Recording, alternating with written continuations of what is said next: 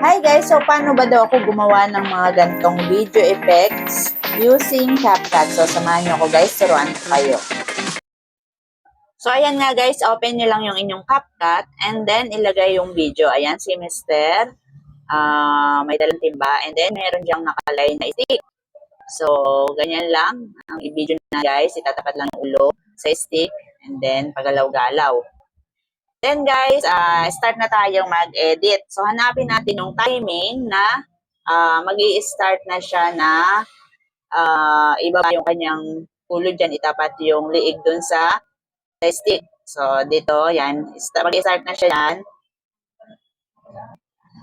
So dito guys, mag-i-start na. So ang gagawin natin dyan, i-highlight lang natin yan and then hanapin natin ang freeze. Hanapin natin guys ang freeze. So, ayan guys, naka-freeze na yan. Ilaglag natin yan. So, habang naka-highlight, ilaglag natin yan using overlay. So, di naka-freeze na. And then, hilahin lang natin tong dulo. So, itatapat lang natin doon sa dulo ng ating video. Then, alisin lang natin yung ending. Then, so, ganyan na guys yung mangyayari. Naka-freeze yan doon sa dulo. So, ang gagawin naman natin dito, habang naka-highlight yan guys, hanapin natin ang mask.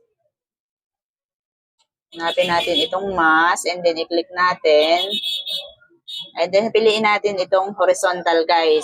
And then ipindutin natin yung invert para yung ulo lang yung makikita sa ating video. Naka-freeze yung nasa baba. So walang hindi nagalaw.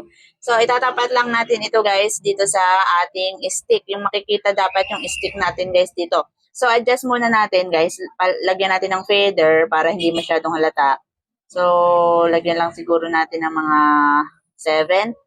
Then, ayun nga, itapat nyo lang dun sa, yan, gamitin nyo lang yung dalawang daliri nyo at itapat dun sa stick. So, yun nga, dapat ay matyaga kayo guys dito.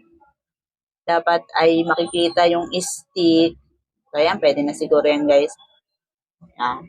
So, try nga natin guys i-play. Subukan natin i-play.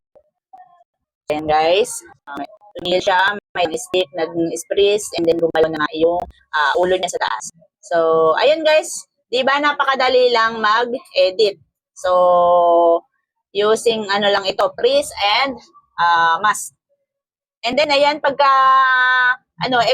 click nyo lang tong export na nasa taas, then meron na tayong pang reels.